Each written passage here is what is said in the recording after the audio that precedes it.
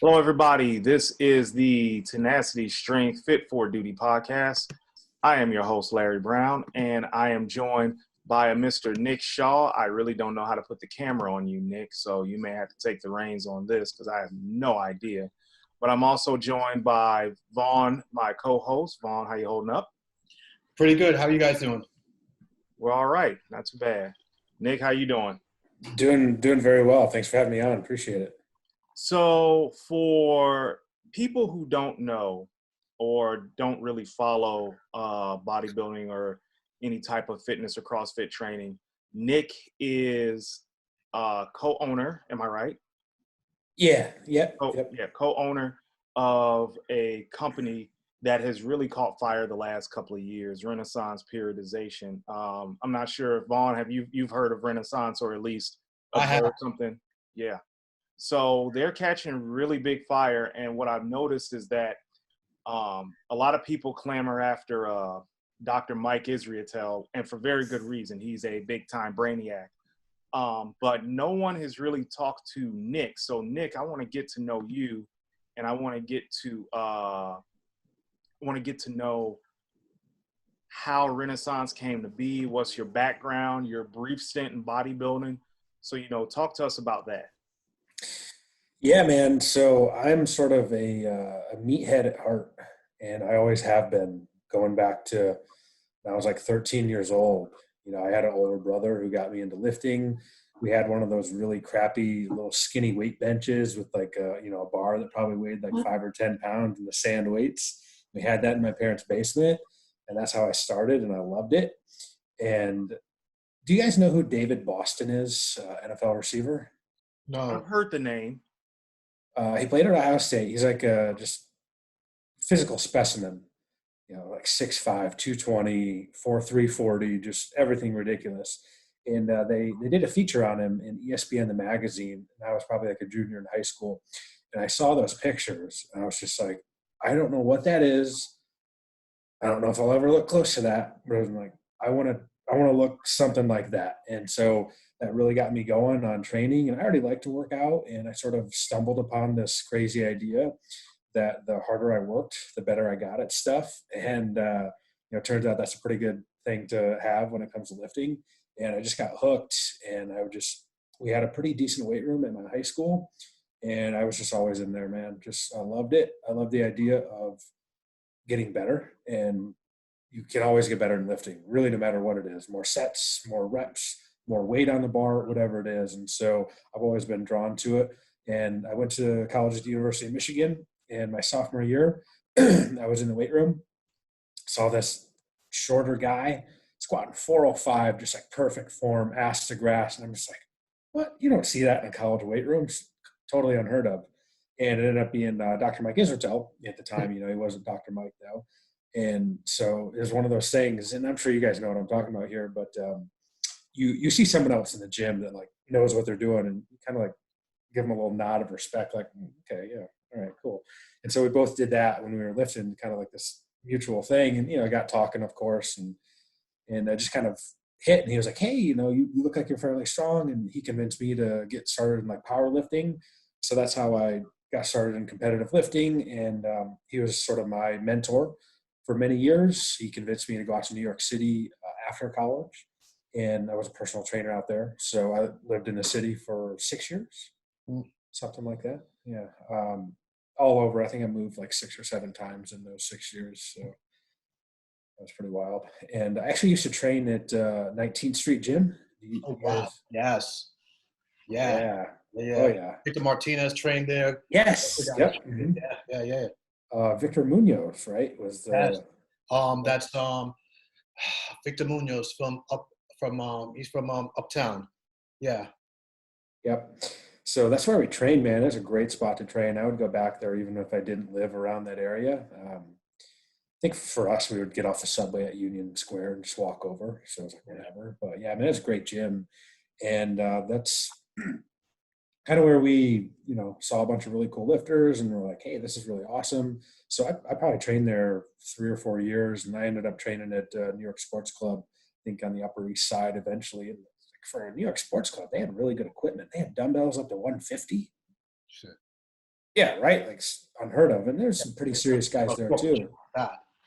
Yeah, no, it's total. Actually, I mean, if it's it was a New York Sports Club on 92nd and Third Avenue. Wow. Just, I mean, totally random, but I lived in an apartment not too far away, and so we used to go train there, and that was a great spot too.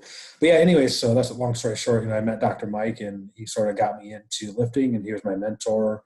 And a couple of years later, we were both training in the city, and he's like, "Hey, I think we should kind of do something mutually beneficial here," because he was going on to get his PhD and was no longer in the city, and he kind of was an early pioneer. This is probably like 2010 of online training, and he couldn't keep up. And I was training people in person. I was like, "Hey, why don't we kind of float clients back and forth?" In a nutshell, that's how we got started. Okay, wow. Vaughn, you want to ask a question? Take it away a little bit. Yeah, you know what? I'm always interested in the very early days of what we commonly know now is the kind of online training movement, et cetera, because that was kind of the Wild West. Now, when he was training people online, you don't have all of these platforms which enabled the ease of communication to the extent that you do now. So when you guys first started, what did you already have a specific program you guys use, or was it all just spreadsheets? Was everything through email? How did you guys just kind of evolve that? Yeah, man, you nailed it. It was spreadsheets sending to people for diet and training. And yeah, everything was by email. And so it was pretty early on. And this was when Facebook was still, everyone was on Facebook. And again, it was sort of the early days, really before Instagram. I forget when Instagram officially came out. But yes. I think right around It was 2010. 2000. Oh God, it had to have been at least 2009, 2010. Yeah, right around then. Yeah, so it was still, I mean, really new. And then I don't think we even joined Instagram until 2012, maybe 2013. But we were just using Facebook. And I mean, back in those days, you share a picture and like every single one of your friends sees it. So, if we were training, I don't know, a client, or we'd share their pictures or whatever, and, other people would see that and then be like, "Hey, tell me about this." And so that's how we grew early on. It was just all referrals and word of mouth. It worked great. Facebook's a little bit different now, of course, but and then of course I don't want to say we luckily, but someone was like, "Hey, you should get on Instagram." It's like very picturesque, and people probably like the seeing fitness pictures. And I was kind of skeptical at first. This is how funny that is. And I was like, "Oh, I don't know, maybe I don't want to do like two social media things. And I got to do Facebook and whatever." Anyways, long story short, so we did, of course, and it's all really taken off from there, and just kind of grows from there organically early on, of course, for the first couple of years. But yeah, it was great, man. What do you guys do in terms of a workout / diet template? Do you find yourself starting off usually with the same general envelope or umbrella of programs and then cater it later on to, because you can only do so much in the beginning diet wise or training wise until you see how the person responds. So do you guys kind of have a variety of like beginning phases from which you branch off into different aspects depending on how the client is progressing? Yeah, totally. I mean, you nailed it. So there's kind of like a base template, and that's kind of your beginning guide. Hopefully the client will give you enough information in their questionnaire. You can tweak things a little bit accordingly. Funny story. I actually remember, I don't even remember when this was. It was probably 5-6 years ago. But a client got mad at us because one of our coaches wrote him a program, and the client was like, "This isn't like perfectly suited to every single one of my needs." And I tried to explain to the guy. I was like, "Yeah, totally. I mean, so this is like our base. This is where we start from. We've modified it based on your questionnaire to the best of our abilities, but we still have to start at some place, get a little bit of feedback from you, Right. and then adjust from there, because we're not perfect mind readers. We don't know exactly, but we have a really good idea of where we should start, but we're still going to need to tweak it a little bit here and there." So totally, you nailed it, man. Yeah, because I've definitely, I don't know if Larry has as well, but I've definitely run into that issue. And that's kind of a good way of explaining it, telling the client that you kind of can't read their mind. The only thing you could do is work kind of off of their feedback. And I joke with clients, I tell my guys, I'd be like, bro, we're in a relationship now. Like, Totally. Yeah. we need to communicate. Like, you have to let me know everything in terms of feedback. The less you let me know, the less I know how to kind of interact with you. So in the beginning, when clients kind of see, hey, this plan is kind of similar to so-and-so, I'm like, yeah, but we can pivot in multiple different directions based upon progress and the way you kind of give me feedback and the way your body progresses. We could sometimes we have to take 3 steps back, or sometimes we start and you start progressing so fast that we got to jump 5 steps ahead. So, I just wanted to kind of point that, and I'm glad that someone is established in doing this as long as you guys kind of always see the same thing, and it's a repeated process. Because I just started my own coaching business about a year ago. I've been writing diets since. I looked at my email outboxes, and I see diets there from 2007, 2008, 2009. I've been sending people why I'm not charging people for this all this time, Yeah, totally. So real quick, funny story, writing a diet. I don't do a ton of coaching anymore. We've got coaches much smarter than myself that can do all that. But, this person, very, very good high-level athlete. And she was like, yeah, I normally train for like 3 or 4 hours a day, which is pretty standard in like the CrossFit world, especially if you want to be really good. And so I was like, oh, okay, great. And she sort of laid out like kind of what she was doing before. And I was like, okay, great. Like I want to model a little bit off of that. So it's not like too big of a transition or anything. And then she emails me like 2 days in. She's like, wow, this is so much food. So much food. Like, I was kind of basing it off of what she had already done. And then she's like, oh yeah, I forgot to tell you that I'm only training about half as much as I was as compared to like a couple months ago. And I'm like, okay, all right. Well, now that makes sense. Because everyone's training is probably a little wonky right now because COVID and absolutely. everything. Oh, forget it. Yeah. So I was just like, yeah, that's exactly what you said, man. Like, so if you're gonna pay a coach, you're gonna hire a coach, right? You literally need to tell them that feedback, because that is that give and take that lets them modify it accordingly, right? Otherwise, a coach is going to have a really good guess, but still, like you said, it takes some back and forth, some feedback, and then that's how you get on that sort of relationship, like you said, because you really need that. Absolutely. How about you, Larry? You ever get that where you kind of have to ask your guy or whatever, hey, what's going on? You got to give me more feedback so we know what direction to go? See, I think that's more of a nutrition thing rather than a program writing thing, especially when it comes to me. So, me and Vaughn, me and you, we've talked about putting programs in blocks. You have your set of exercises that you need to progress on for 4 weeks. And then at the end of that 4 weeks, we'll see what happens as far as rotating something in, taking something out, or keeping everything the same. I don't have to badger a lot of my people. They communicate to me, hey, I'm doing good. And if they send me numbers that I'm pleased with, it's like, okay, well, we'll keep this in and we'll see if we can push it a little bit more. It's kind of like the Dante school of thought when it comes to lifting. Work exercise till you can't anymore and then rotate it out. So I don't have that problem where I've had to start people off at a baseline. Like I started off relatively low volume, but it'll increase as the weeks go on. So I feel that's more of a nutrition thing more than anything. I haven't run into that in training where, I have to have a ton of feedback. If they say they're good, okay, we'll keep going. I have a quick question for you guys. You ever like send someone a training program and then they send some feedback back to you, and you know that like somewhere something's got lost in translation because you're thinking in your head like, okay, they should probably get maybe like 8 to 12 reps here, and then report back that they either get like 2 reps or they get like 25 reps, and you're like, what's going on here? And that happened a few times. It's kind of funny. Turns out they usually use like maybe half the weight or something that you wrote. And you're just like, oh, okay, well, at least you told me early on, so we can catch that. What about you, Larry? Yeah.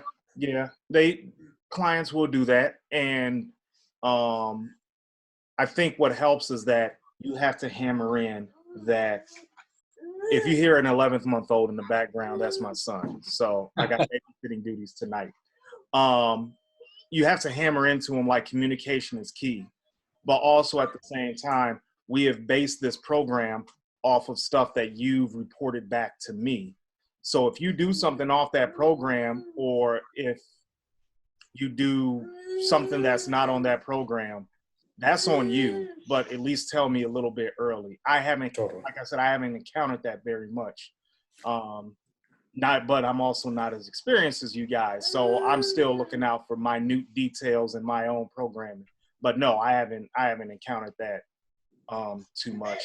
One thing that I have wanted to ask is the difficulty of coaching an established athlete. I know, Nick, you coach some, or your company has several high-level CrossFitters. We're talking champions in regionals or whatever, or very high placers. Are they receptive to information that you give them based on the feedback that you give them, that they give you? Or is there like pushback on a lot of the things? Basically what I'm asking, do you go to more of a customer service role if an athlete is saying, no, I kind of don't like that? Man, that's a really good question. So here's what, so again, like I started in like powerlifting and bodybuilding, and sort of had this assumption that everyone was really serious about their nutrition, especially at the highest levels. Because if you want to be a high level bodybuilder, you cannot slack off on your nutrition. It doesn't exist, right? And I just maybe had this assumption that that's how it was in CrossFit. Like all the top athletes would really have their nutrition dialed in. Okay. And so this is quite a few years ago, and maybe paleo was still all the rage in sort of the CrossFit circles or whatever. And so I like wrote these sort of really detailed plans. And here's the crazy thing about CrossFit. Normally they train multiple times a day versus, most bodybuilders, it's like one time a day, right? That's pretty typical. I mean, unless you don't have a real job and can train for a living, then all right, maybe you train a little more often. And so I was like trying to get really fancy and really advanced with like, multiple workout shakes a day because they're training a couple times a day. And I was like, yeah, this is going to be awesome. This is going to be the best thing in the world. And then turns out these athletes get it. And, a couple days later, they'll just be like, yeah, I can't really follow this. Do you have something easier? I'm just like, what? Oh, and what was really interesting is the guys tended to be the worst at it. Like they wouldn't really follow a very structured program. Can I interrupt real fast? Because you just hit something. Guys are completely weak when it comes to any type of structured diet and structured training. And I say that as a male. Women that get a plan, they kill it. I don't know why. I have absolutely no idea why, but they absolutely kill it when it comes to structured training, structured nutrition. If you tell them to rest, they'll do rest. So hell, sometimes they'll do even more rest than what you tell them to do, but they will go above and beyond. Men will find and I'm speaking from a male perspective, they will find every excuse to avoid the pain, not go to failure, not eat the fucking foods that's on the plan. They will completely deviate from it. But that's my rant. You're absolutely correct. So please, please go on. No, you nailed it, man. I don't have much to add to that because it seems to fit what I encountered, and the females tend to be really good about it. Maybe a hypothesis might be that just like social media pressure, the kind of way they have to look, they maybe need to look better or feel that they need to look better, I should say. Maybe just that would be my guess. But yeah, you nailed it, man. And that was a really shocker to me. And the cool thing is so again, we started working with CrossFit people like way back in 2014. And so now I think some of these top people, in the last couple of years, they've been competing for a while. They're maybe getting for that sport, getting a little bit on the older side, maybe getting a little bit more mature, understanding that nutrition is more important. So I've seen them come around a little bit to it. But yeah, the younger guys just don't really care because that's the thing. If you're training so long, 3-4 hours a day, you can just kind of get by with eating what you want when you're young and probably pretty gifted. I mean, most of these guys are like D1 athletes and stuff like that. So, you put all those together and they just don't really care too much about nutrition. Here's another question. Then I'm gonna let Vaughn take it over for a little bit. Speaking of D1 athletes, we often think when we see these guys on the field that they have a proper grasp on nutrition. And when we see them, they're college athletes, like 2 + 2 = 5 in their world. They can't tell you a carb from a protein gram from a fat gram. But when they come to you, do you find it's difficult to get them back on track or to explain how food is such an integral part in recovery and muscle growth and just general everyday wellness? Like, is that something that you have to re-ingrain into them? Sometimes, it varies a little bit. I think some of it's just sort of maturity levels and kind of goes back to as they get a little bit older and they sort of realize that, hey, maybe some of the nutrition and training and recovery stuff that they were doing 5-6 years ago maybe isn't producing quite the same results. And so they know they need to step it up a little bit. That's actually, in a nutshell, how we got to work with Rich Froning. Is he was pretty notorious early on for like just eating whatever he wanted all the time. And I mean, he literally trains full time for a living, and he just kind of realized. I think he got hurt one year. He didn't win the CrossFit Games, and it was kind of like a wake up call. Like, hey, I need to do something to dial it in a little bit more, and he did. And so that's how that one started. So yeah, it just kind of depends. But I've sort of seen that as people get a little bit older, mature a little bit, they tend to take it a little bit more seriously. So in the world of bodybuilding and most competitive sports, nowadays, we're seeing that everything has been completely shut down, postponed, delayed. It's crazy. What are you doing with your athletes to keep them kind of on task? Is there something that you're telling them, hey, listen, this may be a break? Are you relaxing restrictions in terms of dieting, in terms of training frequency? What are you doing just to kind of keep people engaged but not burn people out if there's no goal line in sight? Yeah, so I'll tell you a really interesting one was we had some people that were getting ready to go to the Olympics in Tokyo. And so that's obviously postponed for like a year.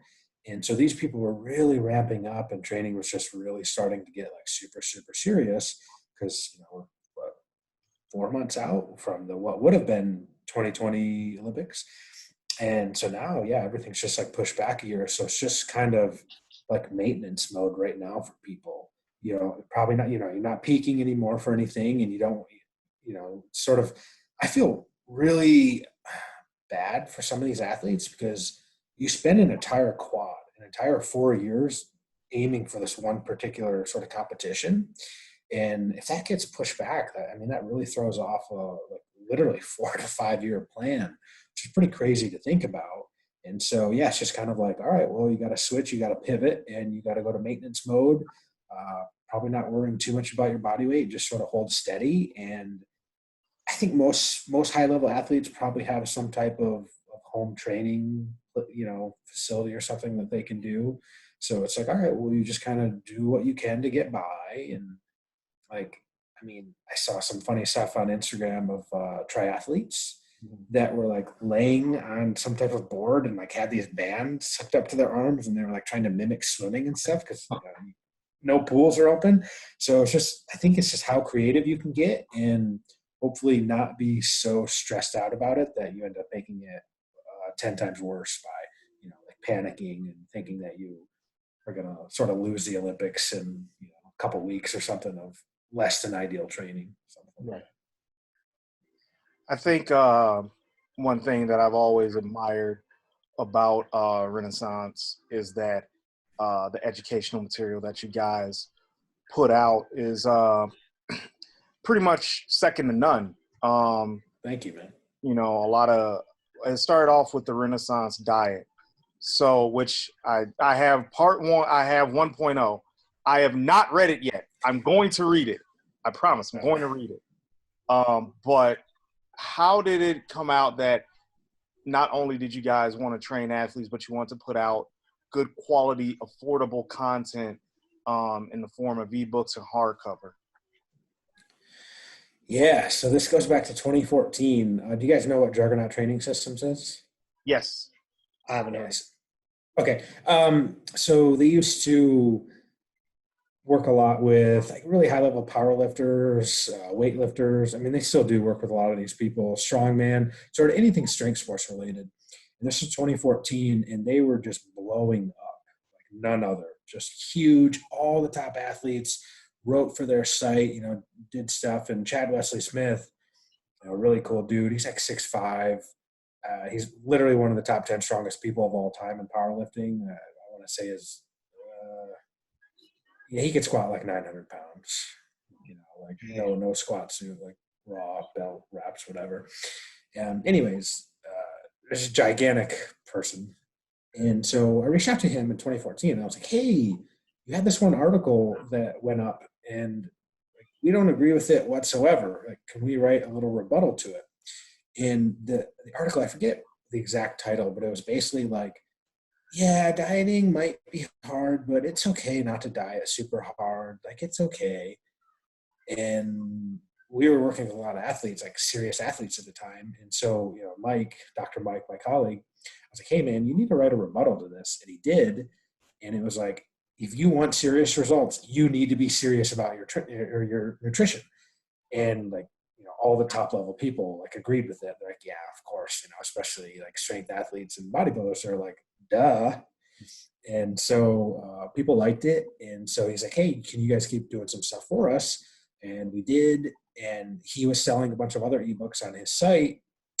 And we didn't have anything like that. And so Mike and I were like, hey, we should probably like try to do our own ebook. And so, Mike wrote it, called it the Renaissance Diet. So it kind of had this, I don't know, is that even a cool name? I'm not even sure. Renaissance Diet. Like, you think like medieval 1400 something. It's a catchy name. You're right. It's better than like Renaissance Periodization because no one knows what that is. But yeah, no, it came out in October of 2014 and it went over really well. And so that was just kind of this sort of wake up call for us where, we were doing one-on-one coaching at the time. And then we did this digital product that could like, and we didn't even sell it on our own site back in the day. So just got that. Sorry. Yeah, I got a pop up too. I got the pop up too. So a gift from Zoom. Our 40 minutes has been removed. Wow. Oh, okay. Yeah, it's weird. I mean, I don't know. We do podcasts on Zoom too. I've never gotten it. I don't think I have a paid account, but Bro, you're just better than us right now. well, I don't even know. Yeah, so you asked about a limit. I went, oh, I don't know. Sorry. So long story short, we sort of realized that, hey, we can have this digital product that people buy, and it's sort of like this passive revenue stream. So we're like, wow, that's probably pretty neat. And we were like, I wonder how we can do that with with like the coaching in general. And so I was like, we should try to do that. And Mike's a really smart guy, and he's like, all right, well, I'll try to create some diet templates. And so he did, and then those came out early 2015, and they weren't a huge hit right away. But what happened was, a good number of people bought them, or maybe like a couple hundred, nothing too crazy. And then about 3 months later, when people started posting the results with them on, social media, again, this is way back in 2015, so over 5 years ago, that's when they started to really take off because people were like, wow, what is this? Like, this is crazy. Like, instead of paying someone for coaching, you would sort of get this like, product. And that's kind of, for us, it just sort of was like this revelation, like, all right, well, we probably need to do more of this. And so we did, and it's slowly morphed from like ugly Excel files into slightly prettier PDF files into now we have an app. And so that's kind of now where things are heading and trending. And so it's been really cool to see this evolution and sort of transformation, but that's how it really all started. Nothing super crazy. Do you find, go ahead, Vaughn, I'm sorry. As far as your athletes and perhaps your coaches are concerned, have you ever seen over time kind of coaches going their own way, kind of peeling off business, maybe developing their own styles? And has any of that led into any sort of competition with you guys, whether it's been something major competition or maybe you guys parted ways on terms that weren't the best? Do you guys have any stories stemming from that sort of thing? So here's something really interesting. I want to say, I think we have 25 coaches now. So here's the thing. So most of our coaches have other jobs too. Mhm. So like a handful of professors, or, they do some research, or, whatever, like maybe they do some like in-person coaching, stuff like that. A couple of them, I think, own a gym. And so that's kind of like their main thing. And then RP is this great side piece of work that really fits in nicely. And, it's a decent source of revenue, online coaching. You kind of set your own hours, you get to work from home, you get to do all this good stuff. And so it fits in pretty nicely. And so we haven't really had a ton of turmoil. I think we've had two coaches leave in the, like 5 or 6 years that we've been That's a doing pretty it. solid system then. You guys have really, you guys obviously make it worth the while for the coaches. You have a name and umbrella under which they're comfortable coaching underneath. And then you guys just, like I said, you guys must treat your coaches really well. That's only two people leaving in all that time. That's amazing. Yeah, and one guy sort of left because he was taking a higher up job at the university where he taught, and then about a year later, he's like, "Hey, I probably have some more time. Is it okay if I come back?" And he since got even more promoted up at the university where he teaches, so he doesn't really do a lot of coaching. But yeah, it's kind of this autonomy thing, right? Where we give the coaches tons of autonomy, and the sort of the percent that we keep is very, very reasonable. And we just tell the coaches, just do a really good job, and you don't have a ton of oversight from us. But they're all like really smart, intrinsically motivated people. So when you have folks like that, you don't need to do a lot of micromanaging. You don't have to like Right. watch every program they write. Like, of course, when they start, we're sort of like, hey, here's some good guidelines. They'll do a couple practice ones and whatnot, and we'll kind of review them. Like, hey, here's some things you should probably tweak. But yeah, it's nothing too crazy. It's actually only happened once, I think, what you were saying. And he was, the guy was sort of like, hey, he sort of made some promises to us that he didn't end up keeping. And we were just like, hey, we can't keep doing this. And so, yeah, it's only once, I guess. So I guess a bit of luck there, I'm sure, but hopefully that means we're doing something right. Yeah, it definitely does. Now, we're going through rather difficult times with COVID and whatnot.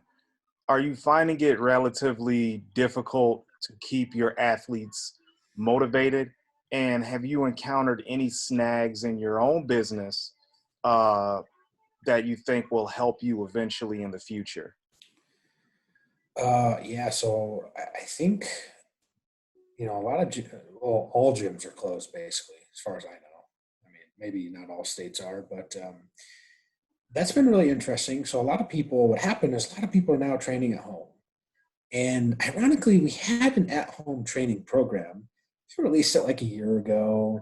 That's not really it wasn't like our main niche of, people that are going to train at home with kind of lighter weights. Mostly people get to the gym, they want to lift fairly heavy and they're serious about results and all that. So it wasn't like this huge thing. And then all of a sudden this black swan out of nowhere hits, Right. and like all gyms are closed. And so we were like, wow, like, and people were demanding it because then, like, literally overnight. I mean, I'm sure you guys Literally. saw this Yeah. too. Yeah. Literally overnight, everyone's like, I got to train at home. What the hell do I do? And so we're like, I mean, we have this. And so, I mean, what we did, I mean, I don't think, because again, there's a lot of people out there trying to kind of, I don't want to know, I don't know if take advantage is the right word. Maybe some people will, of course. But so we had this program and we were like, well, people probably want this. And so what we did is we actually marked it down 60% off, because we're like, my thought was, I don't want to be seen as someone that's going to like take advantage of people during this crazy time. Tons of people are losing their job, all sorts of crazy shit's going on. The last thing we want to do is be seen as like these vultures that are trying to come in and do this. So we're like, let's just make it a big discount. Probably some people will buy it. Well, like now all of a sudden, I mean, it's like our number one seller the last month or so, and it's crazy. So that's been really interesting. I'm sure in another month or so, like it's probably going to go back to not doing all that well. We can only hope, to be honest, not to wish bad business on you guys, but if that goes back to being where it was baseline, that's good news for the entire country. For sure, man. I hope that product goes back to not doing quite as well. So, because that'll mean many good things for everyone, including myself. So, I'm kind of ready to get out of my own house a little bit too. So, by the way, that actually reminds me. So, how is it in New York City? Because I mean, I lived there for 6 years, so I kind of have an idea, and I'm just like the whole quarantine thing. I'm like, I don't know what people will do in New York City. So I don't know what's the earliest you've been out in New York City when the streets have kind of been empty before it started humming. Imagine that by about 50%. Again, less people, less activity, and that's how it is constantly now. At least from what I see in on television in Manhattan, and from what my friends who work as cops in Manhattan tell me and show me. I am on the boroughs. I'm in Staten Island. That's where I Oh, work. okay. I live on Staten Island, and ironically, I went out today to go to the supermarket. Way too many people out. People are behaving as if things are starting to head back to normal. It's probably a consequence of a little bit of good news in terms of the way this thing is trending or flattening. And then Right. when the governor puts that information out there, I think people kind of relax their attitudes and their vigilance a little bit, which Yeah. has me nervous because, I mean, this thing could flare up again. But before that, the amount that this city has slowed down and come to an absolute grind and halt is really airy. Uh, I, Yeah. I Am Legend, Yeah. yeah, Yeah. kind of like that. It's been crazy, man. I mean, that's wild. Yeah, That is totally wild, man. I mean, I remember like as a personal trainer in a city, sometimes I'd have to be at work at 6 a.m. So I'd be up at 5 or whatever, out and about. And of course, there's not that many people on the street, but even the subways then at like 5 in the morning are like pretty busy. yeah, Not no, rush hour, of no, course, but none of that now. Or so very, very little of it. so, anyways, I hope that that goes back to normal. I haven't. I guess I sort of heard through the grapevines a little bit that I think maybe fitness in general was seeing a hit from some other people. I would just be curious to see like from if other companies only do one-on-one coaching, if they're taking a little bit of a hit because it's just being a more expensive product and people are a little less certain of the economy and everything. So I think the sort of VIP premium coaching might see a little bit of a hit. And that would be my hunch and guess. If I got some data from some other people, that would be my guess. So what do you guys think about that? You think that makes sense? Or One-on-one personal training. My wife is a personal trainer in New York, Health and Racket Club downtown, right, and obviously since the gyms are closed, her clientele dried up overnight. So a right, lot of personal trainers that I see here who weren't doing private clients, a lot of them had their business immediately dry up, and the ones doing one-on-one clients, private clients, um, they have very little places available to them to train people. yeah, And people have honestly lost the appetite to be in a group training session setting. And even some of my nutrition clients, because of I tend to focus a lot on first responders, people in that oh, that's great. because I can associate with the shift work, the stresses of the jobs, the challenges with eating. So a lot of my lifestyle clients are first responders, and a lot of them have kind of put the brakes on things because they don't know what's going to be happening with them on a day-to-day basis. Yeah, So being able to maintain any sort of consistency. Now we're talking about lifestyle, so we're not talking about someone dieting for a show, someone dieting for a competition. We're talking about someone just trying to adjust the way they eat so they could achieve a certain level of fitness or look the way they want. And now, since what do you have to look good for? Where are you going? It's yeah. Some of my clients have kind of said, "Hey, listen, I'll get back to you as soon as we figure this thing out." And I tell guys, "Listen, man, take your time, figure it out." I've even offered guys, "Hey, listen, if you need 2 or 3 months, not because you really can't pay or whatever, we'll work something out." But it's I think everybody pretty much is going to see some sort of hit on some level. How about you, Larry, with some of your clients? Have guys kind of tapped out because gyms are closed, or what's going on? I have one that is pretty dedicated to the cause. He is definitely um, staying on track with his workouts, and all we're really doing is some body weight stuff because we can't really do anything, right? So I haven't had anybody reach out to me as far as trying to like not extend a plan or anything like that. In fact, I got a couple of New York City first responders that I just said, you know what, the next program I'll just make on the house for the simple fact that everyone's going to be taking a hit. Everyone. I work in the insurance industry, and if groups start canceling their insurance, then I'm vulnerable. You know what I mean? So everyone's getting hit, but no one's reached out to me and needed any type of extension or anything like that. One thing that I think will explode, again, and me and Nick talked offline about this, is the rise of app-based training, especially as smartphones become increasingly cheaper. I think the home gym market is about to explode because people are finding out what you could do with a barbell, a squat rack, a bench, and some loadable dumbbells. I'm thinking people more want the convenience. I don't know if you guys seen the article. A bunch of Gold's gyms across the country have now closed. Like they've shut their doors for good. Oh, yeah. So yeah, so everyone's taking a hit, but I think the rise of equipment will explode even more because people will try to find ways now. How can I keep my fitness level up while not having to commute? Because as Americans, I'm along the lines of Gary Vee. We don't give a shit about anything else outside of convenience. And if a home gym provides the convenience that a lot of people are looking for, I think we'll see that and app-based training explode even more. Nick, I know you said you guys have a diet app. So have you seen an increase in the downloads with the diet app with this whole COVID-19 situation? So I think as long as we stay pretty stable, and we can sort of weather these couple months, that's kind of our sort of main focus.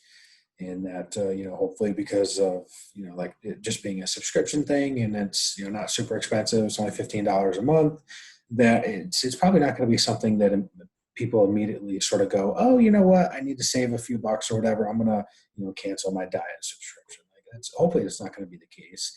I think for the more expensive stuff, it totally makes sense for that. And yeah, man, in terms of the at-home stuff, you couldn't find dumbbells anywhere. Like bands. You can't find bands now. So yes. So I'm kind of bougie when it comes to things like equipment and electronics and things of that nature. I went on Rogue's website because I wanted the loadable dumbbell handles. It's Rogue, and their loadable dumbbell handles, they're like mini Texas power bars, right? The most expensive one is $175, and the other is like $130-something. Can't find one. Can't find. And the Titan Fitness ones they sell as a pair for $70. I ordered that. That's on back order. You can't find jack shit right now.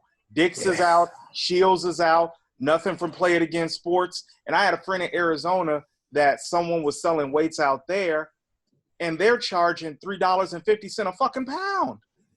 It's normally like $1 a pound, something like that. It's normally like $1.75 a pound. Yeah. Like she's selling loose squares on the subway platform. She's selling loose cigarettes damn near probably. And I'm just like, this is ridiculous. Yeah, I tell you what, man, if you are in sort of anything to do with food delivery or like gym equipment, absolutely. Oh yeah. You're doing well right now. So more power to you, I guess, because it is very much in demand.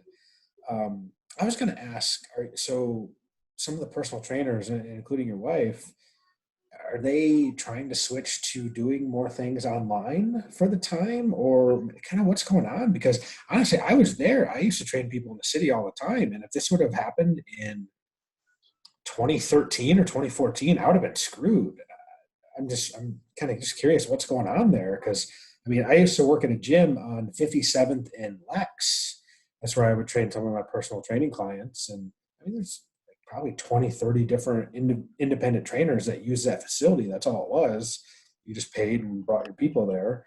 And I'm just thinking, like, what are all these people doing? And I mean, I know some of them did very, very well, but now nobody's doing it. I'm just curious as to what those people are doing. Her clients, when their gym closed, she wasn't kind of allowed to kind of communicate with them because of they all belonged to the gym. And right. So, but we also had our completely separate nutrition clients, and she worked with some other trainers who they were there for a very long time, and they had tremendous clientele, including one of them that she kind of hooked me up with. He is a brown belt in Brazilian Jiu-Jitsu, so I used to get awesome one time with him. I just started about 3-4 months ago, and so she hooked it up where this guy once a week he gave me like an hour one-on-one time with him, and he had other clients that he trained before and after our sessions together, and all of them to a person right now they're all completely they're all completely shut down, all of them overnight, completely no income. Man, that's really unfortunate. It's very sad. It's incredibly sad. Man, so I started training jiu-jitsu about 6 months ago. I haven't trained in like a month. I haven't been able to go because the gym's closed down here. That's one of the first things that they closed down, Yeah. They're doing online Zoom classes, and I actually talked to the owner today, and he said that they're still doing pretty well, but they're supposed to have a new facility that was literally ready to open, I think, April 1st. And I mean, now it's just sitting there. I mean, could you picture that? I mean, you have all this money tied into construction and getting this place built. And he's like, yeah, we're trying to contact the SBA disaster loan because. Yeah, good luck with that. That's a whole nother topic, right? But yeah, man, it's really unfortunate, man, especially. And here's the thing with gym owners too. I mean, a lot of these guys, take a jiu-jitsu gym owner. I mean, this is their life. Like all they know is jiu-jitsu and fitness or whatever it is. And I mean, man, you just feel really bad. And I mean, I hope that, things are getting back to normal here in May, or at least somewhat normal, right? I think I'm not like super up on all the news and stuff, but isn't it like some states will start opening up and gyms are like on the phase 1 thing so people can kind of get back to it? Yeah, so it's broken down into phases. Some states will be opening up by May 1st, I want to say. A couple weeks. And yeah, so gyms are on one of those phases. I don't remember if it's phase 1 or phase 2, but gyms can open as long as they can maintain the social distancing protocols, which will present a challenge to some gyms. But the ones here in Omaha in particular that I'm a part of, particularly Iron Heaven Gym, we won't have a problem with those social distancing guidelines. Now, a couple of others, we got some problems, but gyms are going to start slowly opening back up. So if you're a jiu-jitsu gym or a martial art gym, how do you do social distancing? Exactly. It's a direct you can't, right? Like contact sport. You try to do jiu-jitsu, you're like 6 feet away, like right. Oh man. Karate where you can just do kata. Like right. This is like to me it's like you need a body, you need arms, you need legs to contact for jiu-jitsu. So, a lot of even my I train at Capizzi Jiu-Jitsu on Staten Island. He's a student of Renzo Gracie, and what they do is he's been incorporating more online stuff, drills that you can do. So he's kind of made the switch. I just hope he finds a way to monetize it quickly and to make it work, because all of us here in New York, we're left with no other options. I mean, I literally see some of my fellow students. One guy, he works on like a pilot boat or like a tugboat out here, and he's he's given to rolling on the deck with some of the deckhands. It's like a picture of this boat out in the middle of the water. They're rolling around on the deck together, you know. So it's kind of going underground Kumite style, like Dana White with the Private Island. Yeah, I think you'll like this story. So I bought one of those jujitsu dummies, and I'm like, oh, okay, you know, this will be cool. Maybe use this. It doesn't do the trick, man. It's like a macho sex doll, bro.